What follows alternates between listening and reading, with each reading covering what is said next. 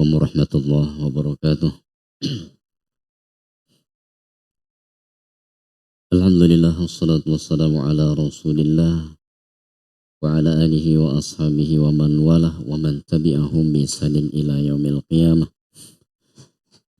Qala Allah tabaraka wa ta'ala, ya ayyuhalladzina amanu taqullaha haqqa tuqatih wa la tamutunna illa wa antum muslimun. Wa qala an-nabiyyu sallallahu alaihi wasallam, وَمَنْ اجْتَمَعَ قَوْمٌ فِي بَيْتٍ مِّنْ بُيُوتِ اللَّهِ يَتْلُونَ كِتَابَ اللَّهِ وَيَتَدَارَسُونَهُ بَيْنَهُمْ إِلَّا حَفَّتْ عَلَيْهِمُ الْمَلَائِكَةُ وَغَشِيَتْهُمُ الرَّحْمَةُ وَنُزِلَتْ عَلَيْهِمُ السَّكِينَةُ وَذَكَرَهُمُ اللَّهُ فِي مَنْ عِندَهُ إلى آخر الحديث أو كما قال النبي صلى الله عليه وسلم. أما بعد, Bapak Ibu sekalian yang semoga senantiasa dirahmati Allah Subhanahu wa taala. Alhamdulillah, di kesempatan malam hari ini adalah satu kesempatan yang pertama saya untuk bisa silaturahim di Masjid Az-Zumar ini. Masya Allah, luar biasa. Tadi muter mau di bawah itu ragu-ragu apakah ini masjidnya. Kemudian saya ke sebelah sini, loh ini ada 2 motor di sini. Terus saya maju lagi, kemudian ada tanjakan naik, oh mungkin di sini ada beberapa motor banyak di atas itu ya. Nah, alhamdulillah kemudian sampailah di ruangan ini. Bapak Ibu sekalian, kajian fikih ini adalah satu kajian yang sangat penting sekali. Karena fikih itu adalah maknanya ya pemahaman. Fikih Imam Syafi'i, pemahaman hadis Al-Quran, ya sebagaimana yang difahami Al-Imam Syafi'i rahimahullah ta'ala. Ada sebuah kisah di mana seorang datang kepada seorang syekh. Ini kisah ini diceritakan oleh guru kami Syekh Dr. Hamid Al-Bukhari, ya hafizahullah ta'ala. Ya, pada saat menghatamkan Sahih Muslim, beliau menceritakan ada seorang yang datang kepada seorang syekh, kemudian bertanya, engkau ingin masalahmu diselesaikan? Benar wahai syekh, kata orang itu. Ada Al-Quran dan As-Sunnah, ada pendapat Imam Asy-Syafi'i, ada pendapat Imam Fulan dan Fulan. Mana yang kamu pilih? Dengan apa permasalahanmu ini diselesaikan? Ya, maka orang itu mengatakan dengan keawamannya, saya memilih diselesaikan dengan pendapat Imam Syafi'i. Maka syekh itu pun kaget, mengatakan, ini ada Al-Quran dan As-Sunnah. Bagaimana mungkin engkau kemudian mengambil pendapat Imam Asy-Syafi'i? Maka dengan keawamannya orang itu mengatakan, wahai syekh, saya menginginkan yang saya maksudkan adalah Al-Quran dan As-Sunnah sesuai dengan apa yang difahami oleh Imam Asy-Syafi'i rahimahullahu ta'ala. Maka syekh pun kemudian menjelaskan permasalahan yang dihadapi dan diselesaikan dengan Al-Quran dan As-Sunnah yang difahami oleh Imam Syafi'i. Maka ketika dikatakan ini adalah fikih Imam Syafi'i, bukan berarti kemudian Imam Syafi'i meninggalkan Al-Quran dan As-Sunnah, tidak. Ya, Al-Quran dan As-Sunnah menjadi dasar utama. Ya, kemudian bagaimana beliau melakukan istidlal, melakukan istinbat, mengambil hukum-hukum yang terkait dengan ayat-ayat ataupun hadis-hadis yang dimaksudkan. Nah, itulah yang dimaksudkan dengan fikih Imam Syafi'i. Dan yang kita bahas ini adalah at-tadhhib fi adillati sunani al-ghayati wa taqrib. Yaitu penjelasan ringkas tentang matan al-ghayah wa taqrib. Ya. Matan Al-Ghayah wa Taqrib, yaitu matan fikih Imam Syafi'i yang ditulis oleh Al-Imam Abu Syuja' Al-Asbahani rahimahullahu ta'ala. Nah, kita telah masuki beberapa pembahasan dan terakhir adalah kita membahas kitab As-Siyam. Ya, betul ya Pak ya. Mau diulangi atau dilanjutkan? Iya. Ya. Gimana Pak? Lanjut ya. Iya kalau ngulangi nanti nggak selesai-selesai. Kitab As-Siyam ya. Kita mulai dari sini. Siam. Siam itu adalah al-imsak, menahan diri. Ya, sehingga ketika kita berobat ke dokter, kemudian kita mau dicek darah kita disuruh puasa dulu, ya kan, menahan. Tapi puasanya unik, ya, tidak dari subuh sampai maghrib, puasanya hanya dalam waktu beberapa jam tertentu dan dibolehkan minum air putih. Ya, berbeda dengan puasa yang secara syar'i. Ya, itulah puasa. Wa syara'itu wujubi siyami thalathatu asya. Ya, dan syarat wajib puasa itu ada 3 macam. Ada 3. Jadi kalau 3 ini tidak ada berarti tidak wajib puasa. Yang pertama al-islamu, Islam. Berarti orang yang enggak Islam ya tidak wajib puasa. Itu. Kenapa? Karena yang dibebankan untuk puasa ini adalah orang muslim. Wal bulugh, yang kedua adalah baligh. Ya, baligh itu usia berapa Pak kira-kira Pak? Ya, antara 13 sampai 15 tahun. Nanti akan ada penjelasan di sini. Nah, itu. Itu baligh. Kalau 20 tahun balik belum? Ya, kalau 20 tahun bolak-balik, bukan balik lagi Pak itu Pak. Ya, sudah balik berkali-kali gitu ya. Nah, ini balik. Dia Islam. Ya, sebagai anak-anak kita, anak-anak kaum muslimin ya, yang dilahirkan oleh orang tua muslim, ya, muslim muslimah, maka secara otomatis anaknya itu adalah ya seorang muslim. Ketika ia ya belum balik, maka dia belum wajib untuk berpuasa. Akan tapi tetap kita ajarkan ya anak-anak kita untuk berpuasa. Yang ketiga wal aqlu, ya, berakal. Berakal ya. Berakal ini dengan catatan wal qudratu ala shaumi. Ya. Seorang yang berakal dan kuat untuk melakukan puasa. Maka seorang yang terpenuhi 3 hal tersebut, ya, Islam, baligh, berakal, ya, dia sudah wajib. Namun ketika ia tidak mampu melakukannya, entah karena sedang sakit, atau karena sedang safar misalkan, atau karena halangan yang lainnya, ya, maka ya mereka tidak diwajibkan. Fa'iddatum min ayyamin ukhar, kalau di Al-Quran begitu. Maka dihitung berapa ya jumlah yang ditinggalkan, ya kemudian digantikan pada hari yang lainnya. Nah, ini tentang syarat wajib puasa.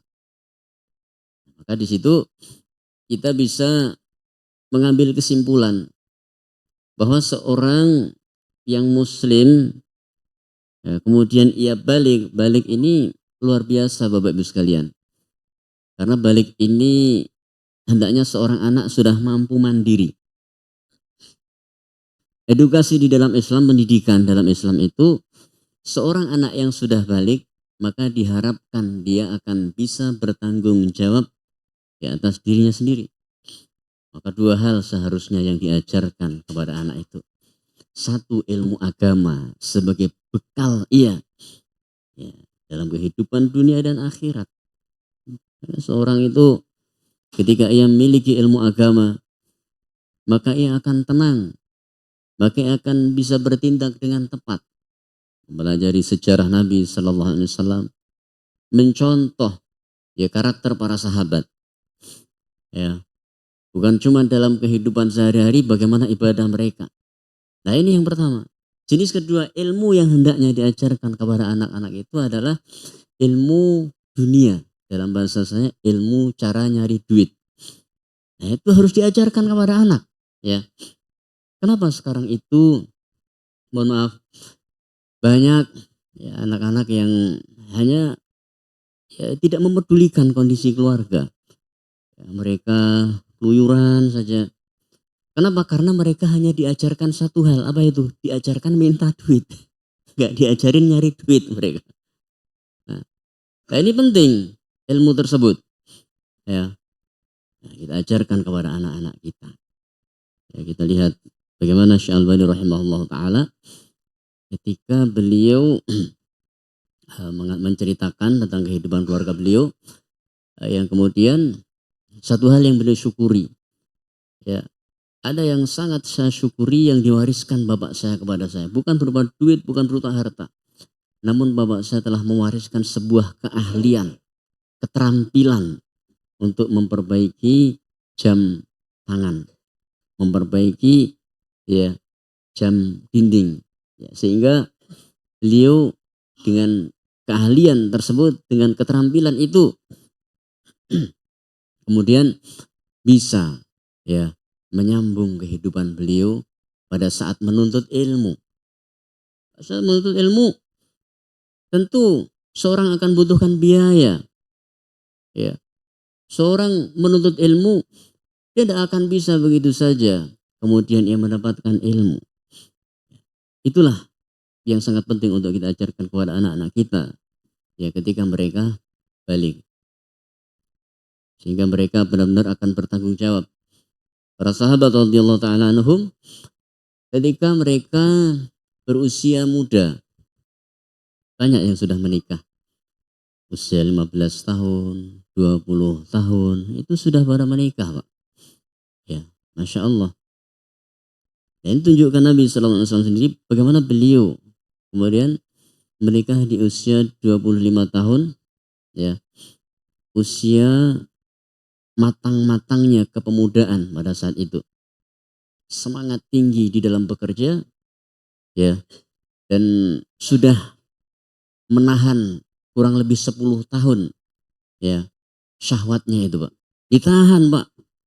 10 tahun. Kalau misalnya baliknya itu 15 tahun, sama 10 tahun, seperti itu. Nah, itulah yang dicontohkan oleh Nabi sallallahu alaihi wasallam ya dan para sahabat radhiyallahu taala anhum. Wa faraidu as-shaumi arba'atu asya'a, dan fardunya puasa itu ada 4 hal. Artinya hal yang harus kita lakukan ketika kita hendak melakukan puasa itu ada 4 hal. Yang pertama an-niyatu, niat, Pak. Niat ini ada 2 macam ya. Hadis yang menjelaskan tentang niatnya puasa. Itu masyhur juga ini. Disebutkan bahwa man lam yubayyitis siyam fala siyamalah. Siapa yang tidak berniat puasa di malam hari, fala siyamalah, maka tidak ada puasa baginya. Waduh, gimana ini, Pak? Kita harus niat. Berarti ya. Nah, ini masalah yang kemudian muncul. Nah, ini sabda Nabi SAW dalam hadis yang sahih itu. Ya. Maka disinilah yang disebut dengan fikih. Ya. Man lam yubayyitis siyam. Siapa yang tidak meniatkan puasa di malam hari, fala siyamalah. Ya. Maka di sini jumhur mengatakan fala siyamalah, itu yang dimaksudkan adalah tidak sah puasanya. Ya, tidak sah puasanya. Ya. Imam Malik bin Anas tidak mengatakan bahwasanya puasanya tidak sah, ya sah-sah saja. Tapi tidak afdol puasanya tersebut. Tidak, Pak, tidak sah dan tidak afdol. Kalau tidak sah berarti harus mengulang. Kalau tidak afdol ya berarti ya kurang bagus saja begitu. Dan ini kemudian diambil oleh mayoritas para ulama. Adapun Imam Malik bin Anas, ya, beliau memperbolehkan seorang yang berpuasa itu niatnya borongan. Ya, jadi diborong. Ya, ketika malam Ramadan pertama saya niat puasa 1 bulan. Ya mungkin biasa Bapak lakukan. Ada yang seperti itu. Dan ini kemudian menjadi pendapat yang muktamad. Pendapat yang ditetapkan ya di dalam Majelis Tarjih Muhammadiyah.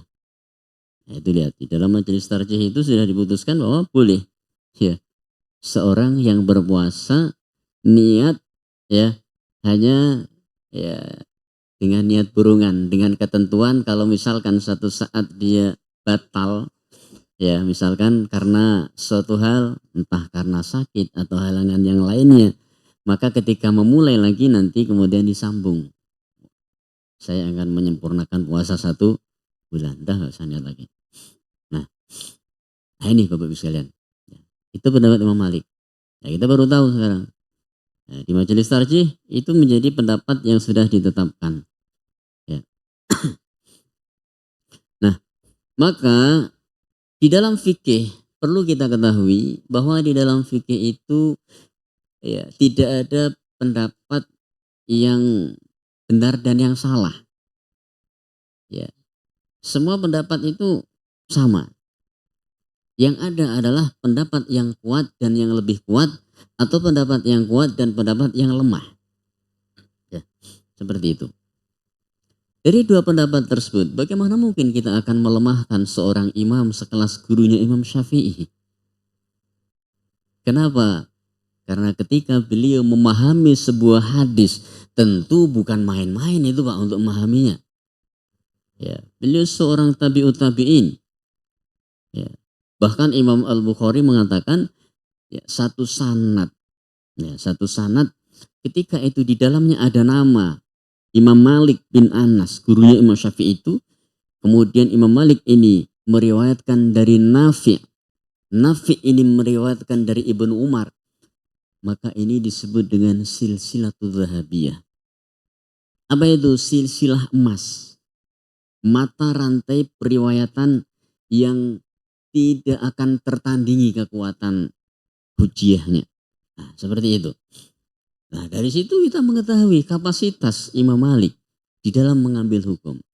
Akan tetapi ketika kita kemudian melihat mayoritas ulama mengambil pendapat bahwa ternyata yang dimaksudkan hadis tersebut adalah setiap malam kita hendaknya berniat, ya, maka ya, kita mengetahui, maka jumhur ulama ini lebih kita dahulukan. Ya, tanpa mengurangi rasa hormat kita kepada Imam Malik bin Anas rahimahullahu ta'ala wa radhiyallahu ta'ala anhu. Ini niat. Jadi kita bisa mengkompromikan dua pendapat tersebut sebetulnya. Yang pertama adalah dengan meniatkan untuk berpuasa sebulan penuh. Kemudian yang kedua, setiap malamnya kita juga melakukan tajdidun niyah atau memperbaiki niat untuk berpuasa keesokan harinya. Nah, ini tentang niat.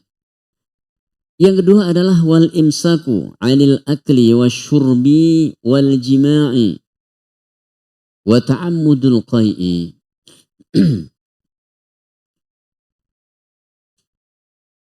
Hal yang diwajibkan kepada orang, yang difardukan maksudnya. Maka di sini tadi syarat wajib ini adalah hal yang difardukan. Kemudian imsak 'anil akli wasyurbi, menahan dari makan. Ya. Makan ini kita tahan Bapak Ibu. Dan ternyata menahan makan di dalam puasa ini memiliki suatu hikmah yang luar biasa. Nah, hikmahnya luar biasa. Ya, menahan kita ya untuk bisa bersabar, karena puasa itu nama lainnya adalah sabar. Di dalam Al-Baqarah ayat 45 itu disebutkan wasta'inu bis-sabri was-salah, dan mohonlah pertolongan kepada Allah dengan sabar dan sholat. Dengan sabar dan sholat. Maka para ulama tafsir mengatakan yang dimaksudkan sabar itu adalah puasa. Dan ternyata benar.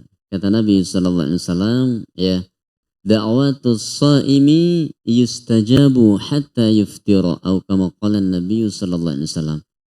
Doa orang yang sedang berpuasa itu dijamin akan diijabah oleh Allah SWT hatta yuftira, sampai dia berbuka. Sampai dia berbuka. Nah, maka al-imsak dari makan. Nah, ini yang kedua ya. Kemudian wasyurbi wal jima'. Ya, jadi menahan diri dari makan dan minum, kemudian menahan diri dari jima'. Yang ketiga, berkumpulnya ya suami istri di siang hari, maka ini termasuk hal yang tidak dibolehkan di dalam puasa. Wa ta'ammudul qai'i, yang keempat, ya diharuskan seorang yang berpuasa itu menahan diri jangan sampai ya muntah dengan sengaja, karena hal itu akan membatalkan puasa. Kalau misalkan dia muntah dengan tidak disengaja, apakah hal itu juga akan membatalkan puasanya? Tidak, ya, tidak. Sebagaimana seorang yang sedang sholat, ya kemudian dia kaget, ya pada saat itu karena ada suara dan tidak, aduh, nah, maka ia tidak batal sholatnya, tidak batal sholatnya. Kalau misalkan kaget terus kentut berarti nggak kaget, nggak batal ininya sholatnya, ya, itu beda lagi Pak urusannya Pak. Hal itu tetap membatalkan, ya. Karena itu adalah yang pokok. Ya. Nah, ini 4 hal yang diharuskan, ya ditahan oleh orang yang sedang berpuasa. Dan semua itu ada hikmahnya. Untuk apa? Menunjukkan ketaatan kepada Allah Subhanahu wa taala. Jadi kita meninggalkan makanan, minuman, meninggalkan ya jima yang dihalalkan oleh suami istri, ya, meninggalkan ya ketika kita sedang bermasalah tenggorokan kita untuk tidak mengorek dan tidak agar tidak keluar yang namanya ya muntahan atau al-qai. Maka ini adalah suatu bentuk ketaatan kita kepada Allah Subhanahu wa taala. Walladzi yuftiru bihi as-shaimu asyratu asya. Dan yang menyebabkan batalnya seorang yang berpuasa itu ada 10 hal. Ya. Yang pertama adalah mawasala amdan ilal jaufi awir ra'si. Sesuatu yang masuk dengan sengaja sampai ke tenggorokan. Dengan sengaja syaratnya Bapak Ibu sekalian. Kalau misalkan tidak sengaja ya tidak, tidak sengaja kok. Ya.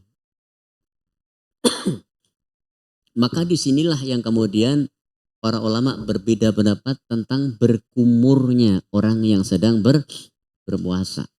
Ya, berkumurnya orang yang berpuasa. Bapak kalau sedang berpuasa, itu kumur nggak Pak? Kalau wudhu?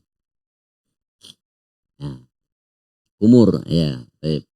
Nah, berarti kita mengambil hadis secara tekstual.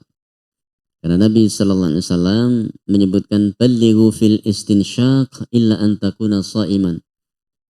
Ya, hendaklah kalian ya berusaha untuk memasukkan air ke dalam hidung ya pada saat berwudu, ya, kecuali dalam keadaan puasa.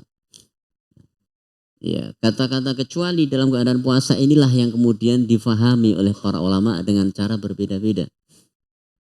Pemahaman pertama sebagaimana yang kita gunakan, bahwa yang dimaksudkan ya bahwa kita ya kecuali dalam keadaan puasa. Artinya apa? Kalau keadaan puasa tidak boleh berlebihan. Nah, itu kan. Masih boleh tapi tidak boleh berlebihan. Pemahaman kedua itu sebagaimana yang difahami oleh Imam Syafi'i rahimahullah ta'ala. Bahwa beliau tidak membolehkan berkumur, istinsyaq. Tidak boleh. Kenapa? Karena ada kata illa antakuna shaiman, kecuali dalam keadaan berpuasa. Berarti apa? Kecuali itu meniadakan, tidak boleh. Ya, ya. Kamu habiskan makanan ini, kecuali kalau ada orang yang belum makan. Berarti apa? Kalau ada diketahui orang belum makan, berarti tidak boleh menghabiskan. Nah, begitu kan? Ya. Kalau puasa berarti nggak boleh.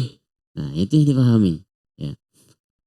Dan pemahaman secara fikih tersebut itu nanti akan diambil oleh para ulama yang berkompeten di bidangnya.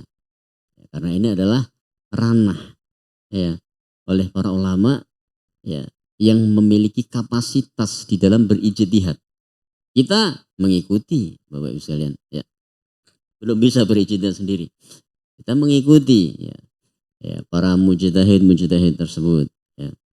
Sehingga dikatakan mazhab Imam Syafi'i, kita mengikuti pendapatnya Imam Syafi'i dalam memahami satu hadis ini. Mazhabnya Imam Maliki mengikuti pendapatnya Imam Malik di dalam ya memahami hadis tersebut. Jadi Sesuatu yang masuk ke tenggorokan secara sengaja itu akan batalkan puasa. Awir roksi atau masuk ke dalam kepala. Ya, misalnya saja itu melalui telinga misalnya saja. Dan ternyata benar Pak. Sebelum ada ilmu pengetahuan modern yang sekarang sudah digabung THT, telinga, hidung, dan tenggorokan. Ternyata itu sudah disebutkan di dalam Islam. Ya, bahwa sesuatu yang masuk ke dalam kuping sampai ke dalam itu bisa air misalkan bisa membatalkan puasa jika hal itu dilakukan dengan sengaja. Kenapa? Karena akan berhubungan langsung dengan tenggorokan.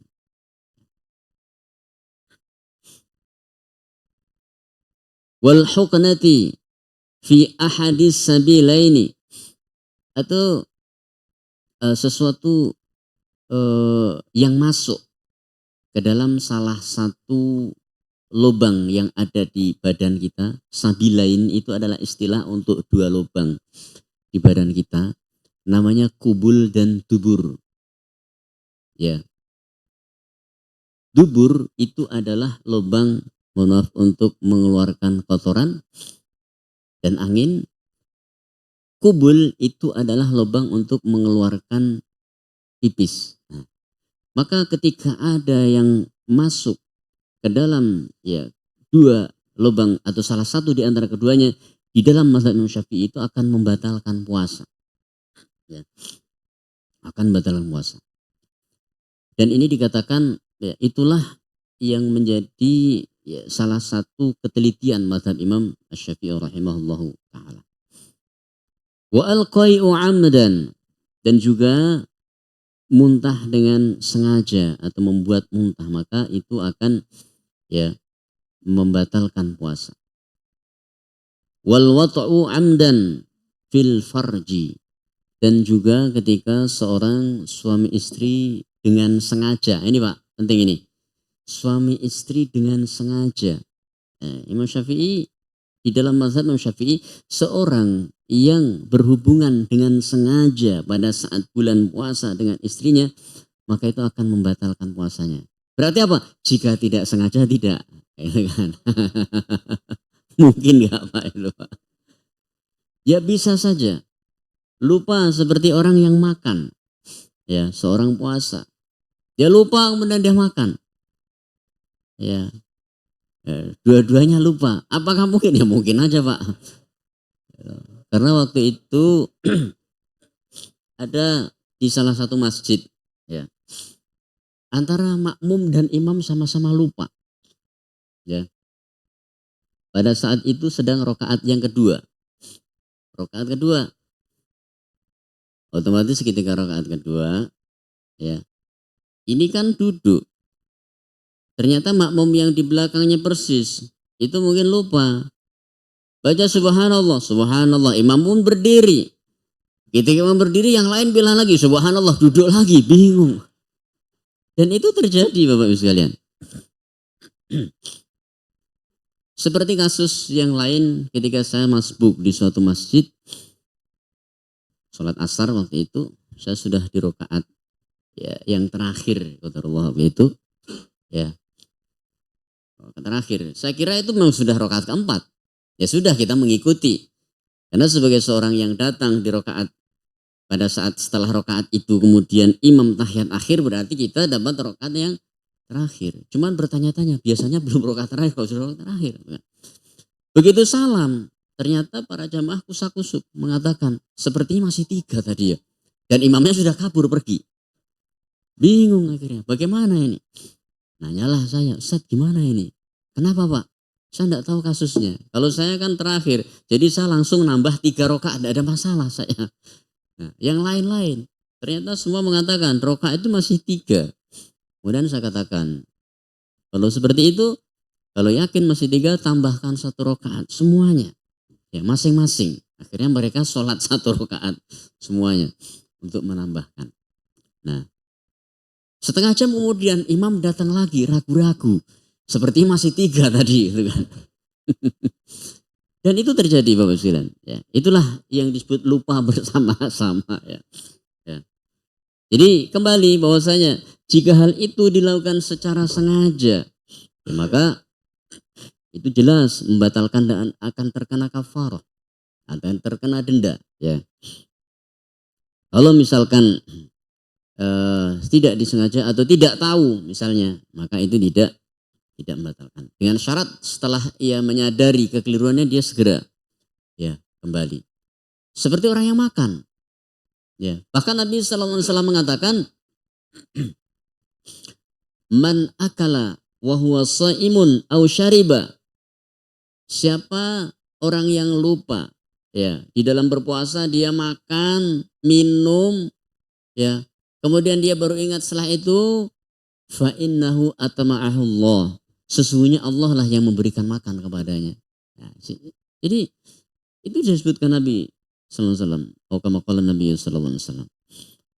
Kemudian wal inzalu an mubasyaratin. Nah, ini yang kemudian menjadi masalah apa namanya?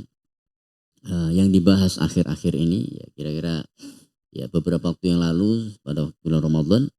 Termasuk di antara yang membatalkan itu adalah ketika seseorang ya mohon maaf berusaha untuk mengeluarkan ya air maninya sendiri dengan usahanya, maka hal itu akan membatalkan puasanya. Di dalam mazhab Imam Syafi'i rahimahullah taala. Wal haidu, kemudian haid. Ya, walaupun ya, masalahnya tadi itu kemudian khilaf dengan para ulama apakah itu membatalkan ataukah tidak. Tapi sebagian mengatakan membatalkan, sebagian tidak. Ada sebuah kaidah yang harus kita pegang. Ya. Apa itu? Jika terjadi ya khilaf, ya idza ja'al khilaf, ada khilaf yang muncul, ya sebagian menganjurkan ya dan sebagian melarang, maka an-nahyu muqaddamun 'anil amri.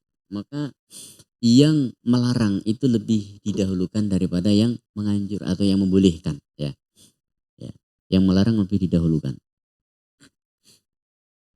Wan nifas, dan juga nifas ya, haid, nifas ya ini akan membatalkan. Wal junun, dan juga penyakit gila Bapak Ibu sekalian. Seorang yang puasa kemudian di tengah puasa karena satu masalah yang berat dia gila pada saat itu, maka ya batal puasanya walaupun setelah itu dia sadar kembali ya. Yang ke-10 wariddatu, yaitu riddah, murtad ya, naudzubillah ya, kita mohon kepada Allah SWT memberikan istiqomahan kepada kita supaya tidak ya melakukan kemurtadan tersebut.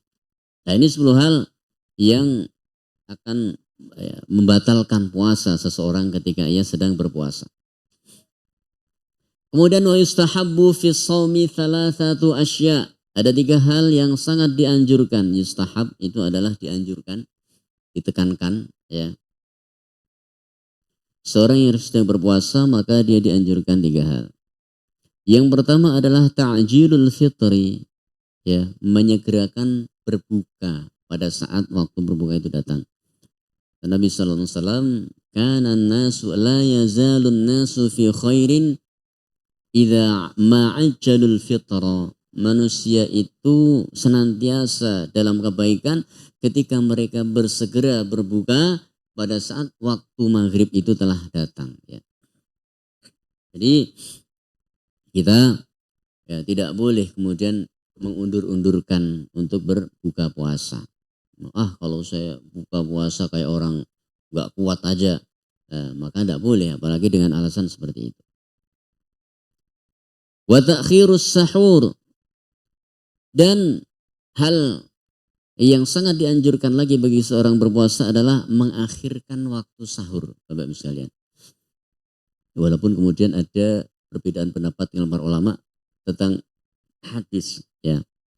Hadis yang disebutkan tentang ya, idza sami'an nida, jika salah seorang di antara kalian mendengar suara azan, wal ina'u ala yadihi, kemudian ia masih dalam keadaan makan, fala yatruk, maka janganlah ia meninggalkan makanannya hatta yaqdiyaha minhu, sehingga ia menghabiskan ya makanan yang ada di hadapannya tersebut. Ya ini tentu kemudian kita lihat Pak, kalau makannya masih 1 kilo nasi kemudian dihabiskan ya, Nah, tentu hal ini adalah yang dimaksudkan dalam keadaan darurat.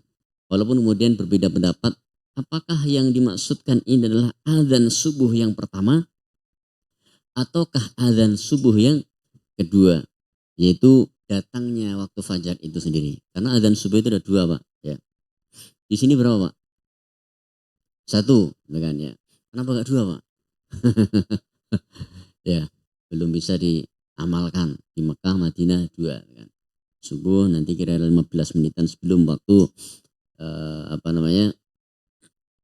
Waktu subuh itu sudah azan, kemudian nanti azan lagi. Ya. Seperti itu. Nah, ini maka saya katakan yang lebih kuat adalah pada pendapat yang kedua, bahwa yang dimaksudkan adalah azan kedua. Dari mana kita mengetahuinya? Dari Al-Quran. Ya, Al-Quran menyebutkan ya surah ya Al-Baqarah ayat 186.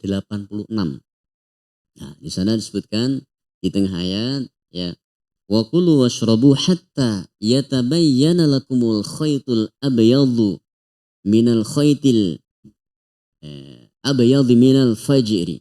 Ya. Dan makan minumlah kalian sehingga kemudian tampak perbedaan ya antara benang putih dan hitam, yaitu yang dimaksudkan minal fajr. Quran mengatakan datangnya waktu fajar. Ya. Jadi ternyata Quran sendiri mengatakan yang dimaksudkan batasan ya terakhir kita sudah nggak boleh makan itu adalah waktu fajar. Waktu fajar itu apa Bapak Ibu sekalian? Yaitu waktu subuh. Nah, itu. Bukan berarti kemudian kita ya 1 menit sebelum subuh ya kita sudah punya timer ini ya 1 menit sebelum subuh ternyata kita masih bikin indomie dulu, direbus dulu gitu kan. Nah, kemudian nunggu dingin dulu nambah lagi, bukan seperti itu, bukan sahur, sarapan itu Pak. Maka di sini yang perlu kita perhatikan ya bahwa yang dimaksudkan itu adalah dalam keadaan darurat. Dan kebanyakan ya kaum muslimin ketika mendengar azan subuh itu sudah nggak berani atau imsak saja. Imsak itu sudah nggak berani makan. Subhanallah. Ya. Dan itu umum ya. Maka sebetulnya imsak itu adalah warning yang mengingatkan kita bahwa sebentar lagi kita sudah tidak boleh lagi ya makan ya karena sudah habis waktunya. Jadi bukan berarti kemudian imsak adalah batasan ya untuk ya tidak boleh makan lagi, bukan ya. Kemudian watarkul hujri minal kalam, dan yang sangat dianjurkan bagi seorang yang berpuasa adalah ya menghabiskan waktu dalam berpuasa itu untuk berbicara dengan ya ngobrol yang tidak banyak manfaatnya Bapak Ibu sekalian. Ya. Kongko-kongko ngabuburit dengan ngabuburit silakan tapi pakai baca Al-Qur'an misalkan. Karena Al-Qur'an ini ya adalah kalam yang paling mulia. Fa inna ahsanal kalam kalamullah. Ya. Sebagus-bagus kalam itulah kalam Allah, yaitu Al-Qur'an ini. Maka adalah kita jaga dalam puasa jangan banyak kita ya menghabiskan waktu untuk ngobrol ke sana kemari yang tidak banyak manfaatnya. Ini sudah masuk, Pak. Berapa menit lagi, Pak? Ya, 10 menit lagi. Oh, 1 menit. Iya, baik. Kemudian wa yahrumu siyamu khamsati asya, dan tidak boleh berpuasa seseorang itu pada 5 hari. Ya, ini 5 hari ini haram hukumnya. Ya, yang pertama al-Aidan, yaitu 2 hari raya, Idul Fitri dan Idul Adha. Kemudian yang 3 ayyamu tasyrik ats-tsalatsah. 3 hari tasyrik itu tidak boleh berpuasa secara mutlak. Sudah masuk Pak ya? Baik, silakan diadzani dulu Pak. Wallahu a'lam bishawab.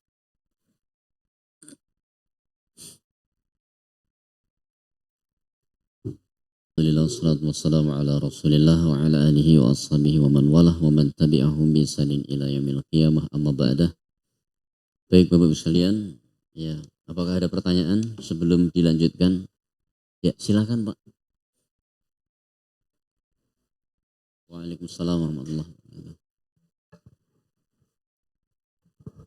Ustaz, untuk pada saat kita puasa Ustaz, pertama pertanyaannya itu boleh nggak kita nelen ludah Ustaz? Pada saat puasa? Iya, nelen ludah.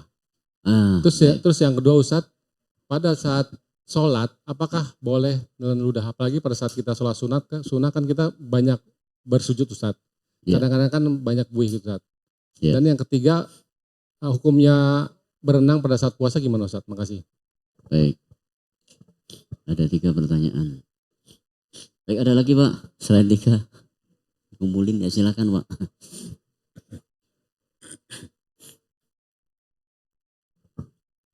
Ya.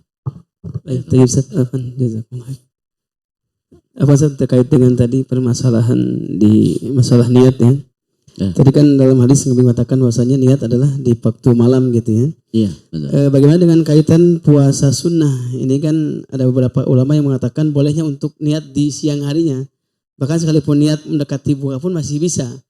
Asalkan belum dia memakan sesuatu yang menjadikan sebab batalnya puasa itu. Iya, baik, barakallahu fiik ya. Selanjutnya ada lagi? Silakan Pak.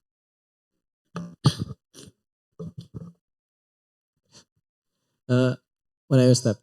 Tadi kan terkait waktu puasa yang dimulai dari waktu fajar gitu. Iya, betul.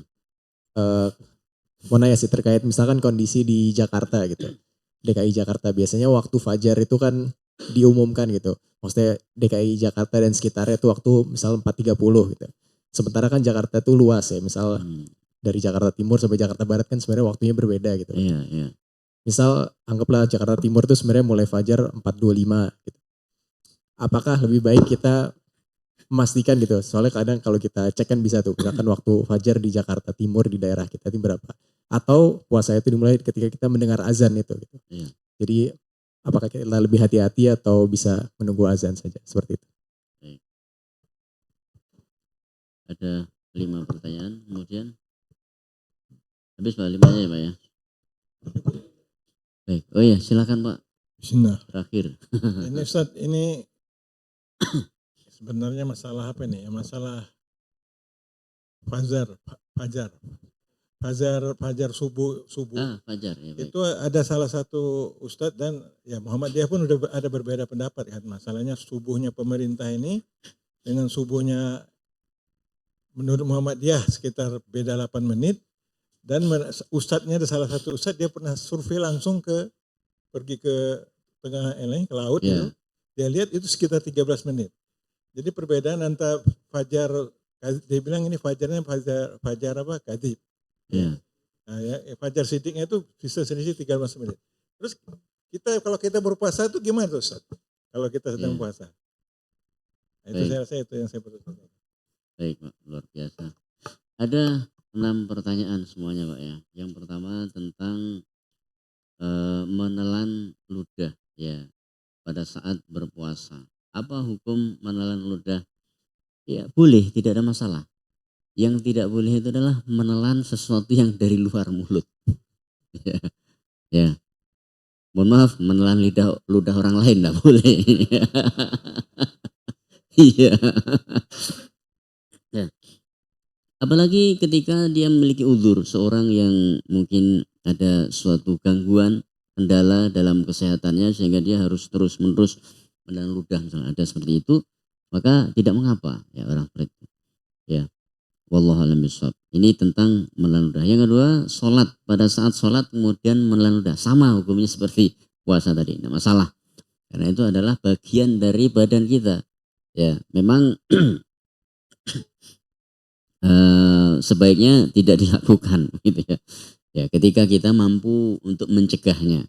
Ya, ketika tidak mampu mencegahnya, ya maka tidak mengapa. Karena itu termasuk rukhsah.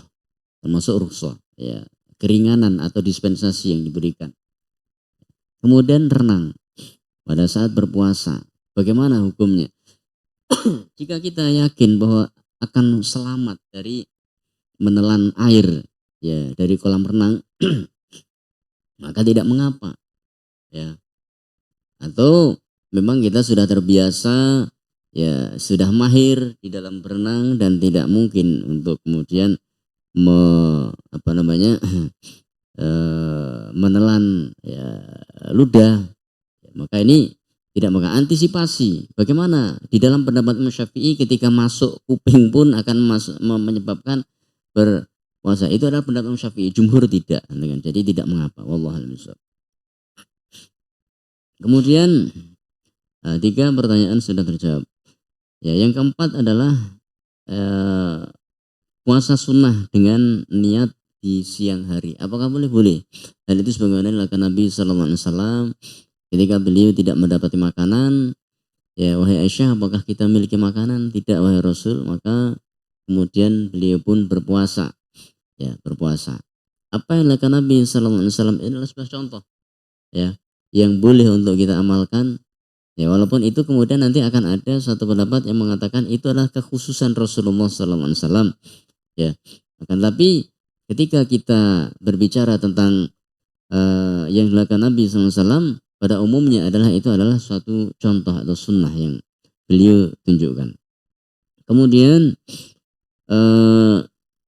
di Jakarta ada polemik tentang puasa ini, ya, karena luas. Jakarta Timur, Cibubur, Jakarta Timur juga itu sudah berbatasan dengan Bogor. Ya, kemudian ya sampai di Cilincing itu juga masih ya Jakarta Timur juga dengan ujung ketemu ujung, ya itu. Bagaimana seperti itu? Ya, maka ini adalah masalah yang bisa kita lihat secara real di tengah kita, ya.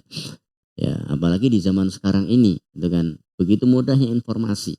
Ya, selama kita melihat bahwa wilayah tersebut adalah sama, ya, memiliki koordinat yang sama, ya, maka ya dianggap sama. Yang bermasalah adalah ketika seorang mendengarkan seorang di Jakarta, kemudian ia melihat siaran televisi dari Jawa Timur misalkan saja, kemudian ternyata sudah ada adzan, ikut makan.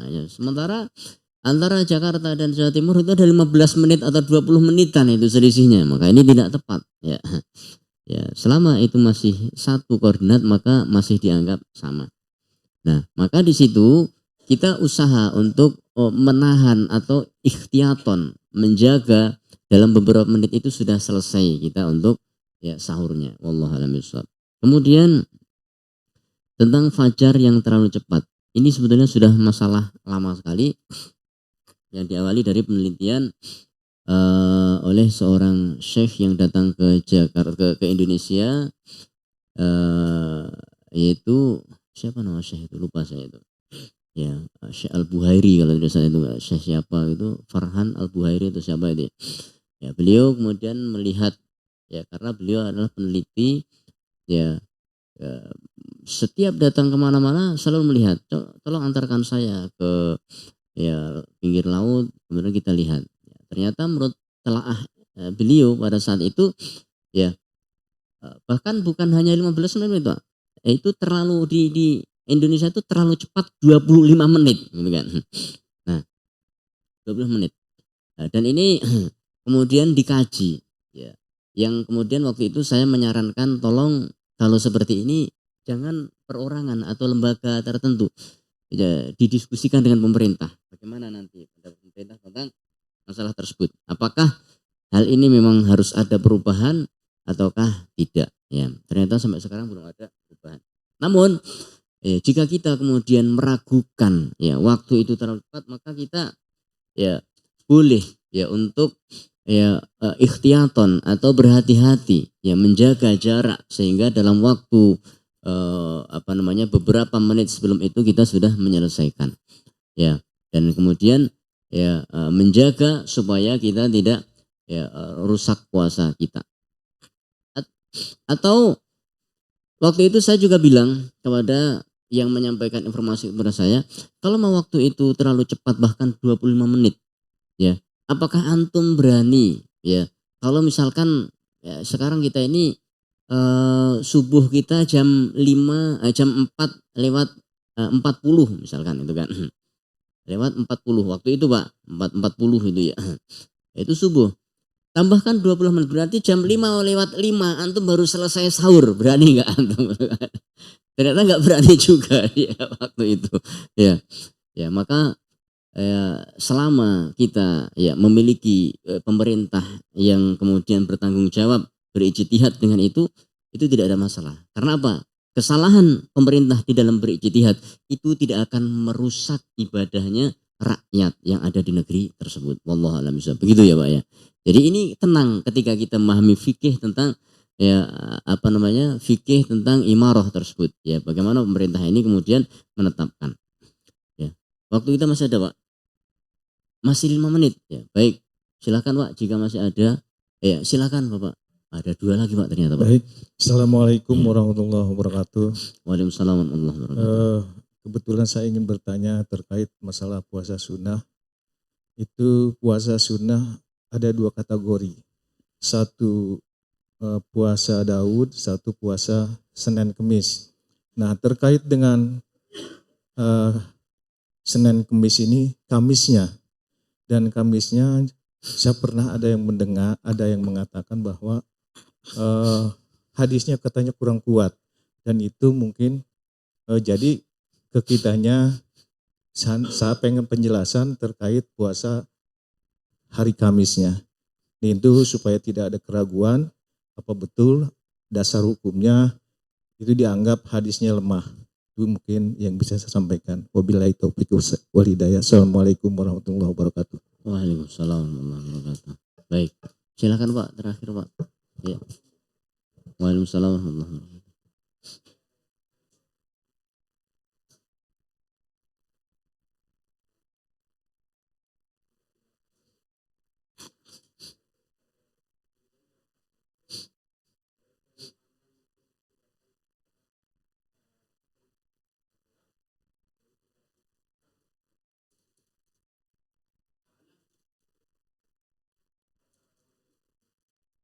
Ya.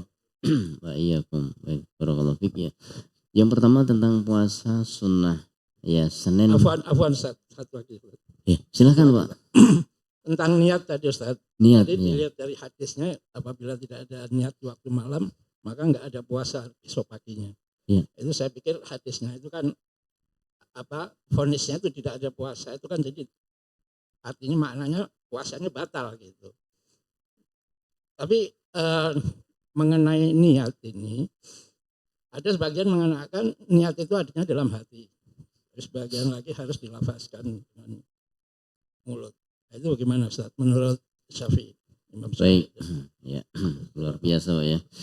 Ada 3 pertanyaan saya jawab dengan ringkas. Yang pertama tentang puasa Kamis. Justru yang lebih sahih adalah puasa Senin dan Kamis Pak. Senin dan Kamis.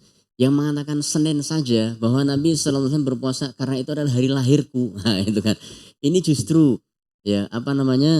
hadis tersebut dipertentangkan. Yang benar adalah Senin dan Kamis. Kenapa? Karena Nabi SAW bersabda, "Yu'radul amalu yaumal itsnin wal khamis." Allah menerima catatan amal yang dilaporkan para malaikat itu setiap hari Senin dan Kamis. Dan itu hadis riwayat Muslim. Hadis yang sangat sahih sekali. Ya. Jadi tidak ada masalah dengan hadis puasa Kamis tersebut. Begitu ya Pak ya. Sehingga apa? Ketika berpuasa Senin dan Kamis itu seolah-olah dia berpuasa sepanjang hari. Kenapa? Karena ketika Senin datang, ya malaikat pencatat amal itu, ya kemudian Kamis melaporkan pada Allah, maka malaikat mengatakan, "Ya Allah, aku datangi hambamu dalam keadaan berpuasa dan aku tinggalkan ia juga dalam keadaan berpuasa." Wallahu a'lam bishawab. Kemudian yang kedua terkait dengan profesi pilot. Bagaimana buka dan sahurnya? Ya, yaitu ketika sudah nyata bahwasanya maghrib ya dan waktu dimulainya ketika nyata bahwasanya ia berada dalam waktu sebelum fajar ya. Karena di dalam ketinggian itu kadang tidak tampak Pak. Kita masih terang, begitu turun langsung ternyata sudah gelap gitu kan. Ya. Jadi ketika ia masih melihat matahari, maka dia belum dibolehkan karena belum masuk waktu itu untuk dirinya. Ya, dia belum mendapatkan waktu tersebut. Ya, maka dia masih berjalan sampai kemudian ia benar-benar menyaksikan bahwa matahari itu tenggelam dengan sempurna. Lalu bagaimana kalau dia tidak kuat? Kalau dia tidak kuat maka dia tinggal berbuka. Kenapa? Karena dia sedang safar dan dia boleh untuk melakukan itu ya. Begitu ya Pak ya. Wallahu a'lam bishawab. Ini terkait dengan masalah tersebut. Kemudian niat ya. Ketika seorang berniat, apakah itu harus dilafatkan atau tidak? Dalam mazhab Syafi'i bagaimana? Apakah dilafat? Tidak. Di dalam mazhab Syafi'i itu tidak dilafatkan niat itu. Niat di dalam hati. Yang pertama kali memulai lafat niat ya itu adalah Imam Abu Abdullah Az-Zubairi, yaitu seorang ulama mazhab Syafi'i yang hidup pada abad ke-6 Hijriah. Dan pendapat beliau di dalam niat yang dilafatkan itu bahkan dikritik sendiri oleh ulama dari kalangan Syafi'iyah, yaitu Imam An-Nawawi. Ya, wallahu a'lam bishawab. Begitu ya Pak ya, terkait masalah tersebut. Demikian, itu sudah bunyi tadi ya. Nging tadi apa itu? Udah ya berarti ya. Oh, mohon maaf kalau kelewatan Pak ya. Ya. Demikian, mudah-mudahan tidak puas Pak ya. Kalau puas kita tidak akan belajar lagi ya. Wallahu a'lam bishawab. Subhanakallahumma wa bihamdika asyhadu an la ilaha illa anta astaghfiruka wa atubu ilaik. Wassallallahu ala nabiyyina Muhammad wa akhiru da'wana alhamdulillahi rabbil alamin. Akhirul kalam, mohon maaf kurang lebihnya. Assalamualaikum warahmatullahi wabarakatuh.